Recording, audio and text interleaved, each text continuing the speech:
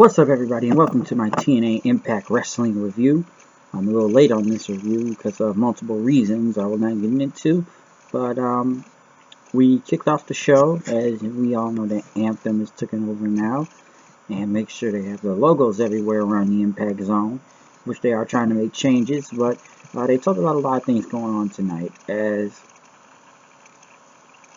the Hardys, Brooke and Matt and Brother Nero were talking about the Wolves Nation, and they called them without the Imagination, that they will hunt them to be obsolete, and they will go against them for the Tag Team Championships. So it'll be the Wolves versus the Hardys, as Matt Hardy pretty much led, saying delete, delete, delete, delete, delete.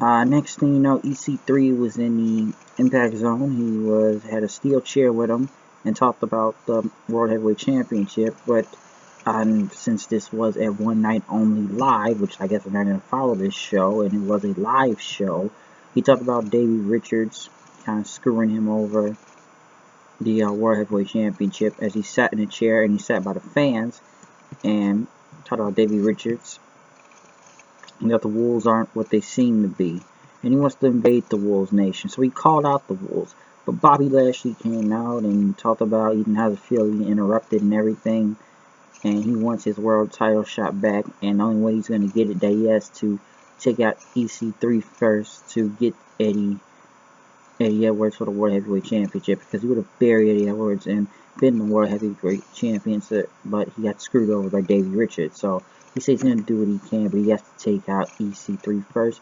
And Lashley said, how about a last man standing match? As EC3 said, let's ask the Anthem out. We don't need that authority. Hey, Anthem out, do you want to make a last man standing match? He talked to the turnbuckle. Bobby Lashley left and didn't want to play any games, but EC3 said, we're going to play games since the Owl's doing it, and the match won't be later tonight. It's right now. As they brawled and security guards came out,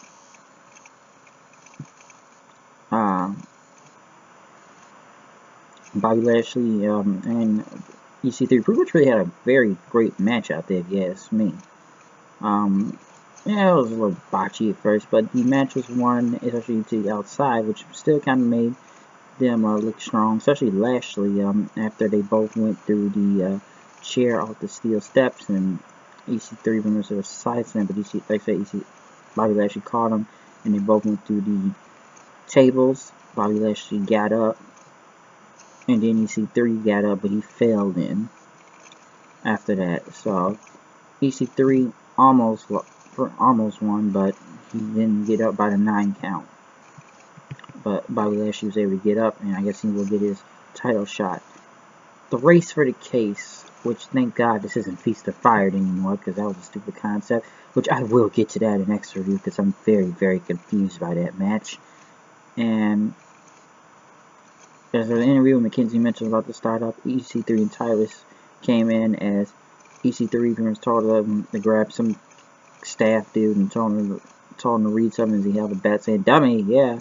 And he says, "You know what you did just to yourselves." Is pretty much I like what Tyrus says, "Oh no, stop the humanity." As Eli Drake start beating the guy up and left him there.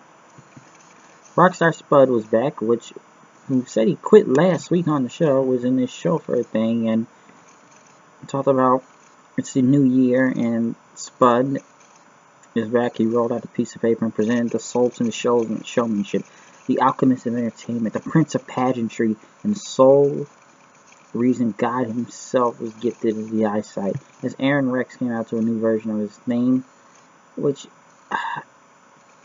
let me say this, he talked very soft. I don't know if this man was wearing lipstick, but he had bling galore, which he looked in better shape this time.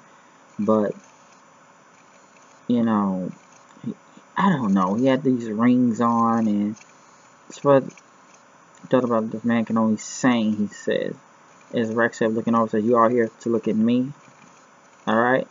And he called Jolene, I guess it's a jacket or whatever, and he said, he looks wonderful right now, and Rexcellent, or Rexual harassment by the fans.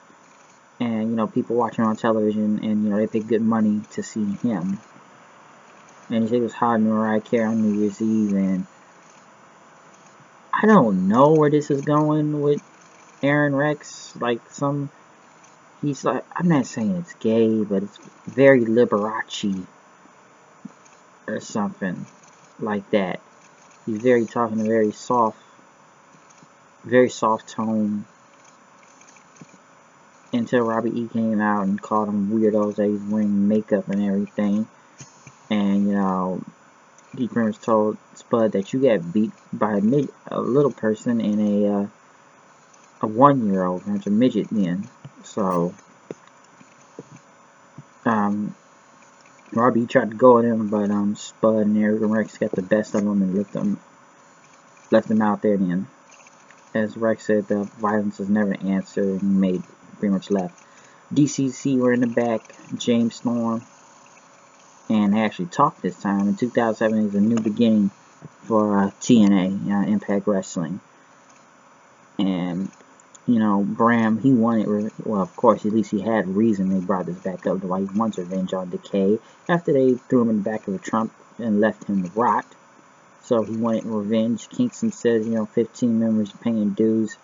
The office people tell him he's too violent and too street, or, you know, he didn't belong in business, so that's why he got to call Storm, and he belongs in DCC. And Storm says, you know, you're not good enough, don't belong, you don't talk right or anything. This is the DCC, and I'm the cowboy motherfucking James Storm. He says, you know, the devil whispered in my ear, and that you can't handle the storm. But I whispered in the devil's ear, and that I am the storm. And that they're the Death Council crew. I don't see. Yeah, I don't get DCC. I got it at first, but I don't know. And they're gonna fight the Decay. I'll get that in a second. Allie was, I guess, watching videos of Braxton Sutter, and Maria took her phone and she said, "You're gonna watch my husband beat up Sutter tonight." But we got the DCC versus Decay, which was in the DQ. But I guess Decay are now faces now, and they are super over when they came out. I'll give them that. And they pretty much brawled into the back, but it didn't. Some say it didn't make sense because Eddie Kingston right there was getting beat up nearly by Crazy Steve when they were fighting to the back, and like were dominant over him. And you know, James Storm saying this is the DCC and stuff. So yeah. You know, I don't know where they came up with this DCC stuff or why this group is here. And, you know, I'm still hoping Anthem hires Billy Corgan back, because didn't Billy Corgan suspend James Storm in the begin with? Last time I remember. And now he disappeared. And Bram, I just didn't know where Bram was going for at first. And he just disappeared for so long, and I don't know. Brooke Tessmacher was back. She returned back to TNA, and she left last year back in October, or a year ago, and you know, talked about, well, she left because she had a kid and she became a mother now, but she misses wrestling and she wants to prove that she still has it, and she wants to get back as a full-time knockout. She wants to take on anybody, she says, because she knows what she's talking about, and she will make her return to the ring next week. So Brooke being back is good. And you know, when I heard it was a knockout coming back, I didn't know who it was, but I didn't think Brooke Tessmacher would be back. But she had a kid, and you know, she's back now, and she's still the shit. And she got better as a wrestler and everything. Some people think she needs to change her entrance and stuff instead of shaking her ass when she comes out there, because it's a very great ass. But you know, I was a little surprised to see her back. Mike Bennett went against Braxton Sutter.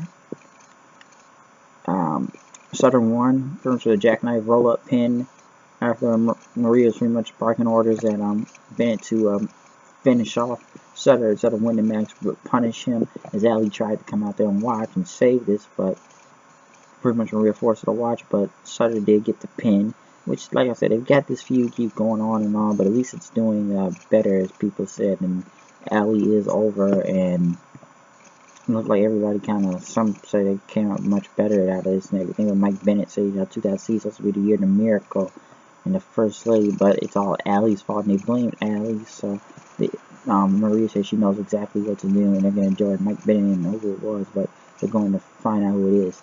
Rosemary came out as the Ancient Shadow reigns over our Way of Impact, our reign as a champion, and that Gail Kim or Jade were the first two to fall, which people started to chant Rosemary in, until Jade came out in and pretty much talked about Rosemary being champion, and they called each other blue and red, and Rosemary, if you want to go hell backwards championship, we will face you. If this is a death wish you want, we will challenge the monster's ball.